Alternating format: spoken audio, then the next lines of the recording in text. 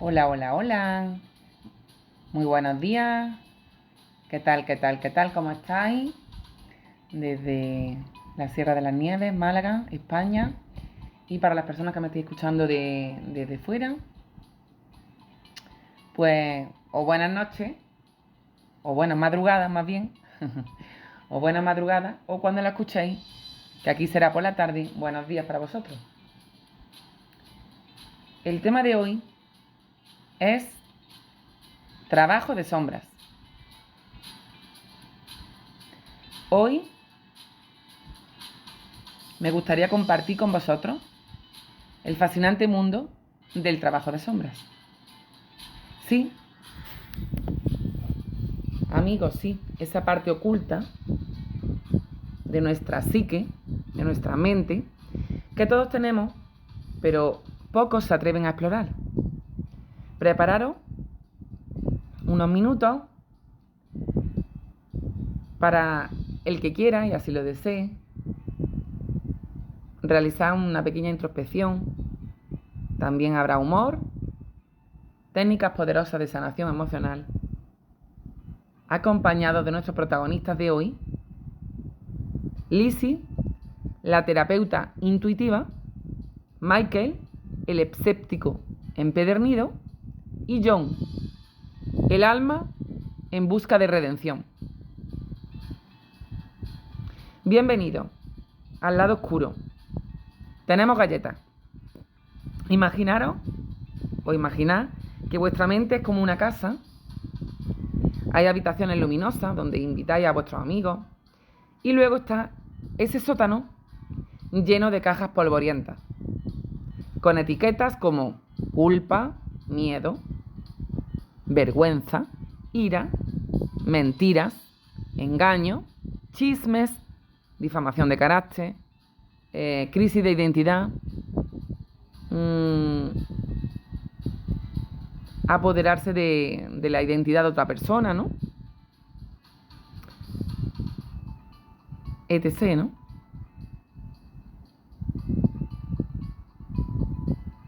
Entonces quizás hoy vamos a aprovechar un ratito para bajar ese sótano y tranquilo, no hay monstruos.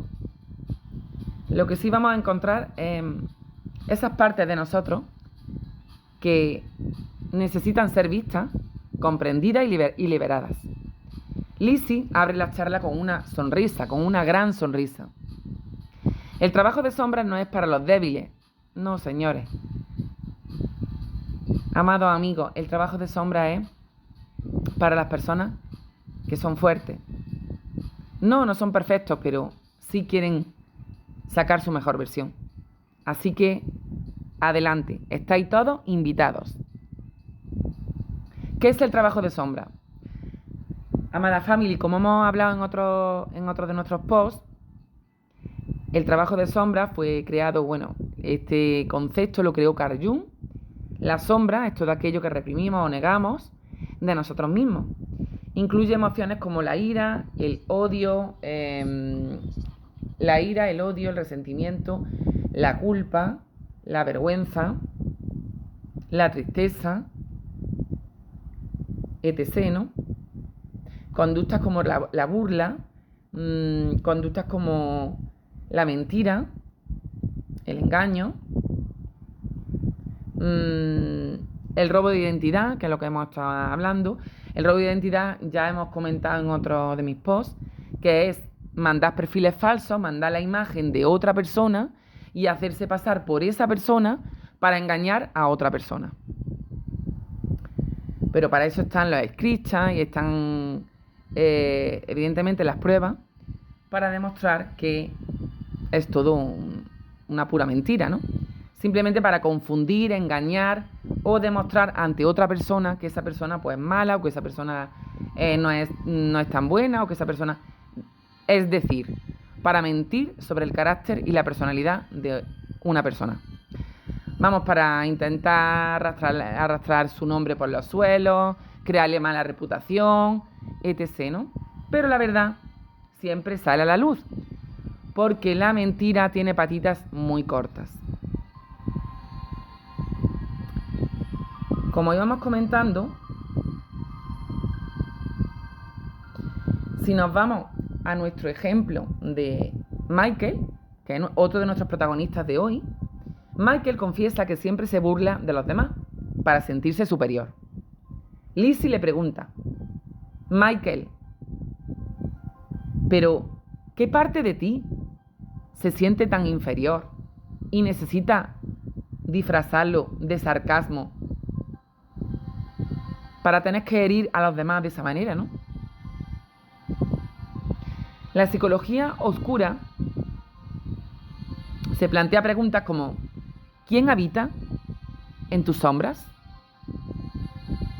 Estudia los rasgos de personas manipuladoras, estudia los rasgos de la manipulación en la conducta humana en general y en particular, y aquí podríamos quizás encontrar algunas características, evidentemente a rasgos generales. Luego está la particularidad de cada persona que sufren estas características, ¿no? El narcisismo, por ejemplo, sus características es el egocentrismo, tienen un ego superior, falta de empatía nula, es cero, son incapaces de ponerse en el lugar de la persona que lo está pasando mal, ¿no? Que realmente tiene su vida a lo mejor cuesta arriba o está pasando una adversidad en periodo de años muy prolongado y es incapaz de ponerse en las chanclas de esa persona, ni en la vida de esa persona, porque quizás cuando llevara 3 meses en la vida de esa persona no lo soportaría. Ejemplo, John mintiendo para parecer exitoso.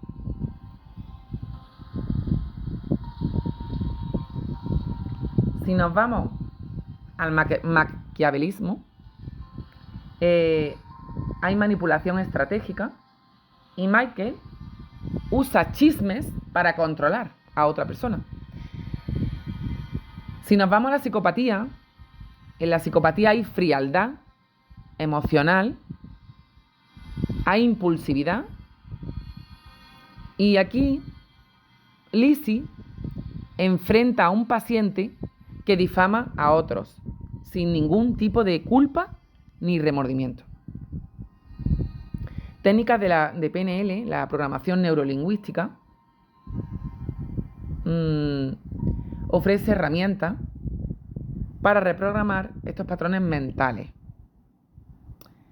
Técnicas poderosas como el reencuadre, que cambia la perspectiva de una experiencia negativa. Anclaje emocional, todos sabéis, y si no, pues lo comentamos aquí. El anclaje emocional es asociar estados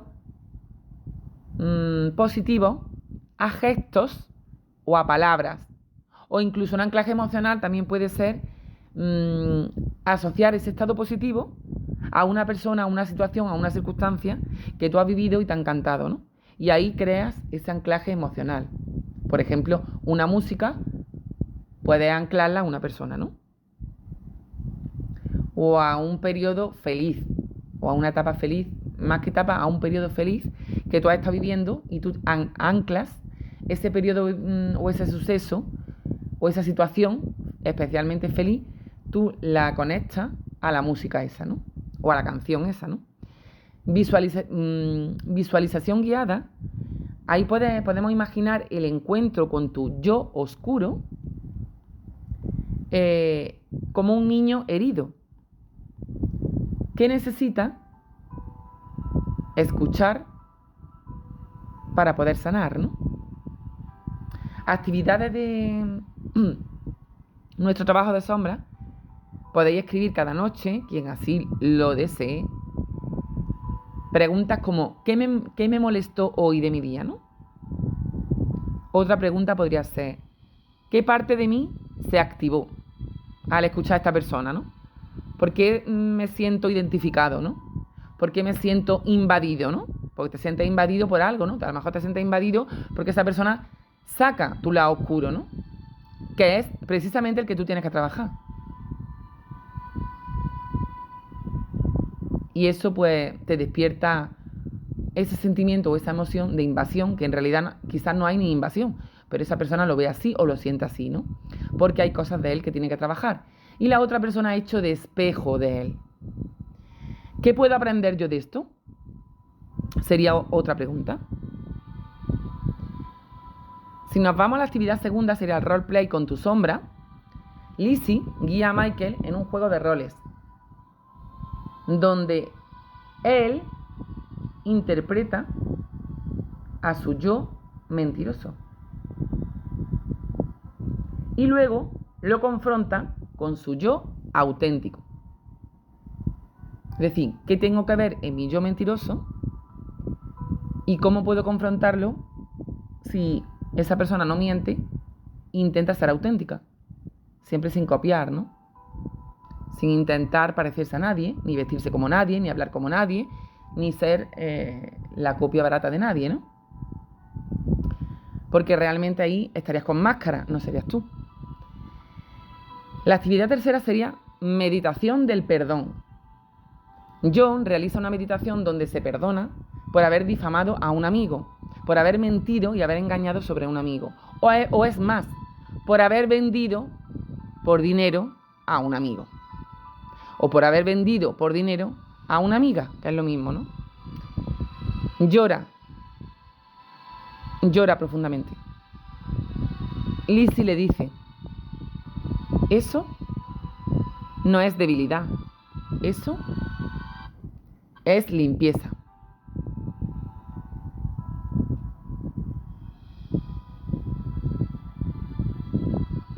Lizzie cierra la reflexión, dice, no se trata de eliminar la sombra, sino se trata de integrarla.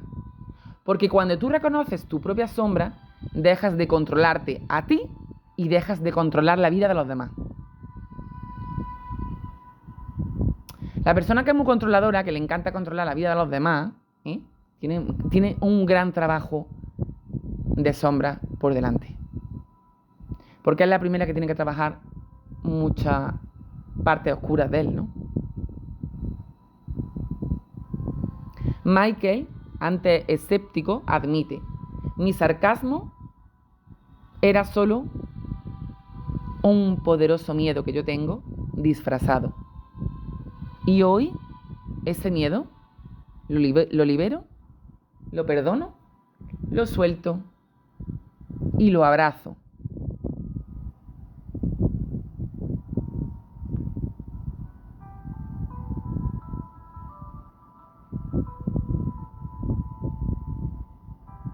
Libros que podíamos recomendar sobre nuestro trabajo de sombra. Encuentro con la sombra, la autora Connie Finn y Jeremy Abrams. El enfoque que se ve aquí en este libro son los ensayos sobre la sombra desde la psicología y desde la espiritualidad. Otro libro sería Poseer tu propia sombra, de Robert Johnson. El enfoque sería una perspectiva junguiana sobre integrar el lado oscuro, ¿no? ¿Cómo podemos integrar nuestro lado oscuro también con nosotros, ¿no?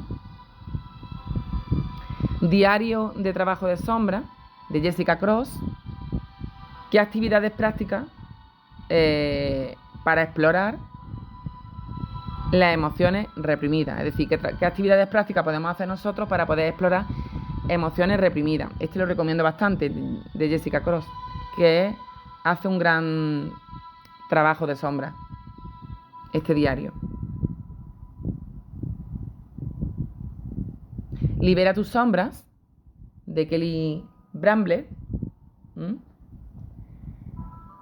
Es una guía terapéutica para sanar grandes traumas, pérdidas, enfermedades, muerte, y liberar todo el potencial que hay en tu interior. Películas que exploran el lado oscuro humano, pues Black Swans, lucha interna entre el yo reprimido y el yo que idealizamos. Fish Club, confrontación con el inconsciente masculino reprimido. Inside Out, una forma accesible de entender las emociones como la tristeza y el enojo. Joker, exploración del trauma. y exclusión social, transformando la sombra. ¿Qué nos dicen grandes líderes espirituales sobre este tema, ¿no? Sobre nuestro trabajo de sombra? Aunque Joel Osteen no usa el término trabajo de sombra, él promueve la idea de aceptar el pasado, nuestro pasado, y confiar en la gracia divina, ¿no? Confiar en la divinidad. En su mensaje de las sombras a la luz, él habla de cómo Dios transforma nuestras debilidades en fortalezas, ¿no?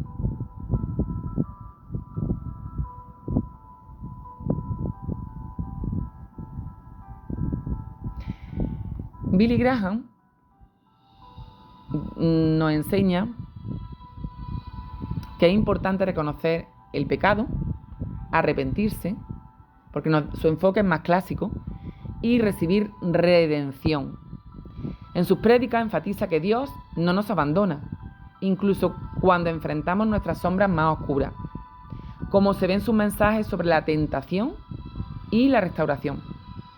Marcos Witt, en su canción Valle de Sombra, basada en el Salmo 23, expresa que Dios está presente en los momentos más oscuros, lo cual conecta con la idea de integrar la sombra en nuestra vida para añadirle fe, para pedir fe a las personas que no tienen fe, para aumentarla, para pedir esperanza, para aprender a ser paciente. Para eso es la adversidad. Te enseña sabiduría, paciencia, discernimiento, esperanza, sosiego, una paz interior que sobrepasa todo entendimiento. Así de ella habla grandemente la Biblia.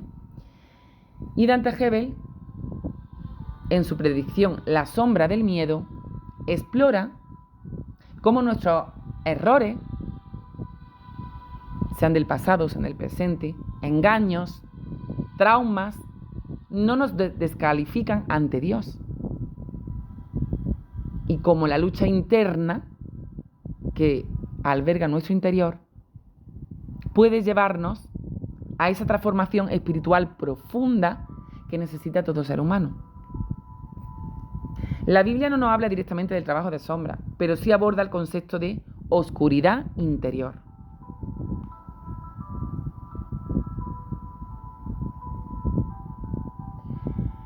En Job, versículo 7, capítulo 2, dice: como el siervo suspira por la sombra. Aquí hay una metáfora del descanso en medio del sufrimiento. En el Salmo 23:4 dice: aunque ande en valle de sombra de muerte, no temeré mal alguno. En Eclesiastés 6:12, los días del hombre, los cuales él pasa como sombra. Y en Isaías 51:16 dice: con la sombra de mi mano te cubrí. Ahí se refiere a la protección divina en medio de tanta oscuridad. La sombra en la Biblia representa tanto la protección como la prueba espiritual y nos invita a confiar en Dios mientras enfrentamos nuestras debilidades, nuestras pruebas, nuestras adversidades y toda nuestra resiliencia, ¿no? El lado oscuro nos enseña a ser más humanos, como antes ha comentado John, ¿no? Y os podíais quedar con la frase: tu sombra no es tu enemiga, tu sombra es tu aliada, disfrazada de monstruo, ¿no?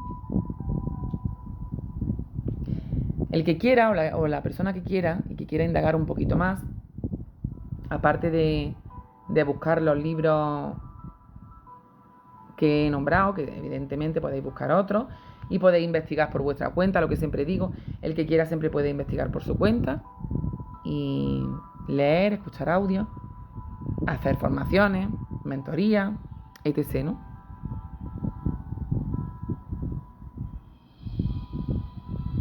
Ya cada uno tiene que ir aplicándolo a su vida personal, ¿no?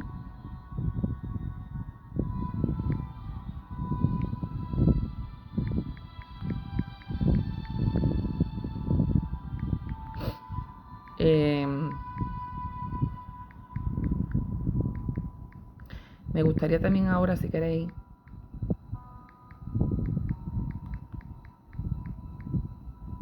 hacía tiempo que no la escuchaba y me gustaría comentarla porque me impactó, ¿no? Me impactó. Mirad, la historia del rey Nabucodonosor la escuché en una prédica. Es tan fascinante como imponente. Nabucodonosor fue uno de los reyes más poderosos del mundo antiguo y dejó una huella tan profunda en la historia como en la tradición de la Biblia, ¿no?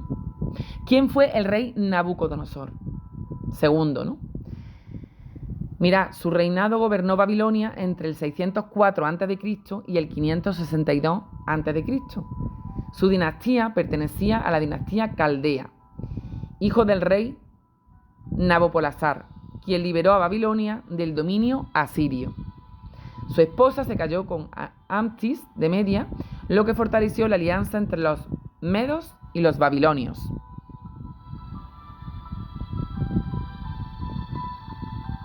En la Biblia, fue una época, la conquista de Judá, la expansión del imperio, legado arquitectónico de esa época, los jardines colgantes de Babilonia, la reconstrucción de templos, etc., ¿no? En la Biblia, la figura ambivalente, en los libros de Daniel y Jeremías,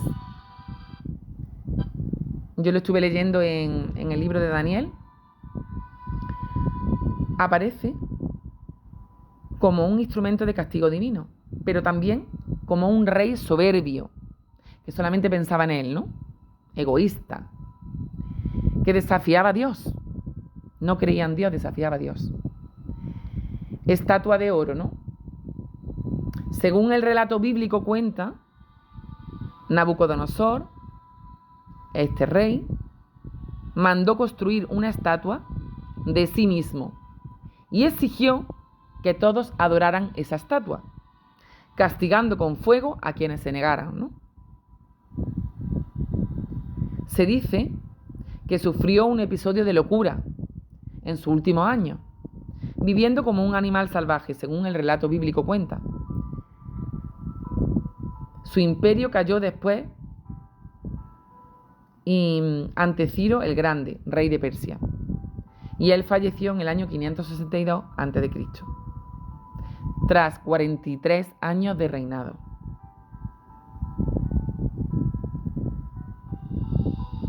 Nabucodonosor fue un líder temido, admirado y recordado por su gran ambición, su poder militar y su legado cultural.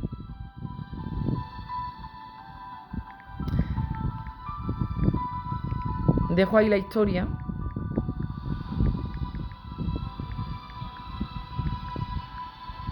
para que cada uno reflexione un rato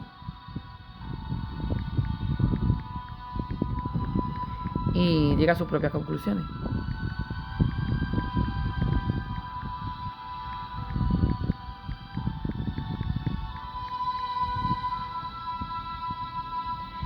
Mirad,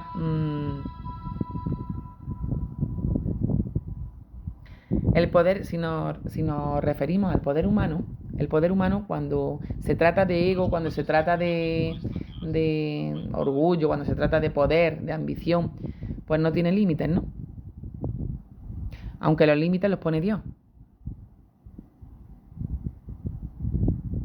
Dios, que es lo que quería comentaros aquí, Dios tocó el corazón de Nabucodonosor, de este rey, ¿no? Que el relato es súper poderoso sobre orgullo, sobre la humillación y sobre la transformación espiritual. Según el libro de Daniel, Dios tocó el corazón del rey Nabucodonosor para mostrarle a este rey que el poder humano tiene límites, que la soberanía divina está por encima de cualquier ambición, de cualquier posesión, de todo el oro del mundo, de todas las tierras del mundo, de todas las posesiones, de que sea millonario, trillonario o cuatrillinario, o de que tenga medio mundo tuyo, entre comillas, y que la soberanía divina está por encima de todo eso, ¿no? Del dinero, del poder, de la soberbia, del ego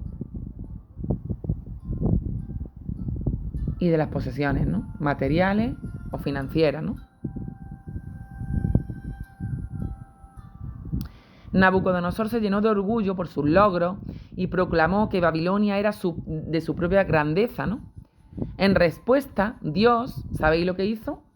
Lo humilló, perdió la razón, vivió como un animal, que es lo que hemos comentado antes, comiendo pasto y viviendo al aire libre. Este castigo no fue solamente una reprimenda, sino una oportunidad, mira, una oportunidad enorme para que el rey conociera la autoridad de Dios. Después de un tiempo, Nabucodonosor recuperó la cordura y reconoció que el Altísimo, que Dios, gobierna sobre todos los reinos humanos.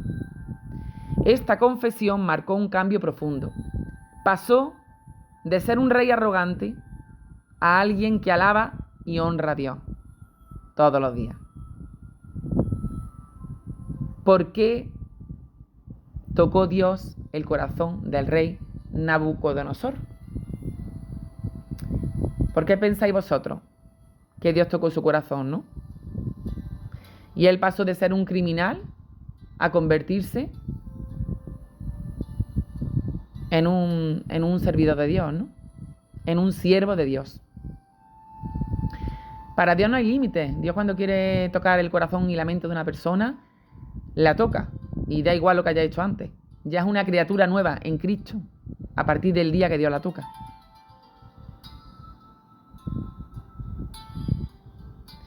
Dios trae liberación, sanación, conversión y restauración, aunque esa persona haya sido un criminal, ¿no? Evidentemente se cambia de vida y no vuelve a caer lo mismo. Para mostrar que los más poderosos también pueden ser, parte de un instrumento del plan divino, para dar testimonio de que la humildad y el reconocimiento de Dios traen sanación, invitan a la obediencia y traen restauración. Dejo lo viejo, me alejo, suelto, libero y me convierto en lo nuevo. Dice Juan 14:27, la paz os dejo, mi paz os doy. La historia de Nabucodonosor sirve como advertencia, como enseñanza, incluso para su hijo Belsasar, quien no aprendió de su ejemplo. Es una gran y enorme y poderosa historia que resuena con fuerza y nos enseña, moraleja, amada family, moraleja, no importa cuán alto llegues, cuán alto te consideres, si tú no reconoces lo que está por encima de ti, que es Dios soberano, puedes caer. Como decíamos, ¿no? Las torres gemelas, mira qué altas eran y también cayeron, ¿no? Nadie se cree que eso puede pasar hasta que le pasa. Nosotros podemos ser creadores de nuestra propia realidad, pero hay un Dios, solamente para mí hay un Dios, evidentemente. Hay un Dios que llámalo divinidad, llámalo Alá, llámalo Jehová, llámalo como quieras, que está por encima de nosotros y que es el que inventó este chiringuito de vida. Y aquí está todo, está el bien, el mal, solamente es el libre albedrío de la persona que elige darle descanso a su alma, elige su paz o elige el conflicto y la guerra.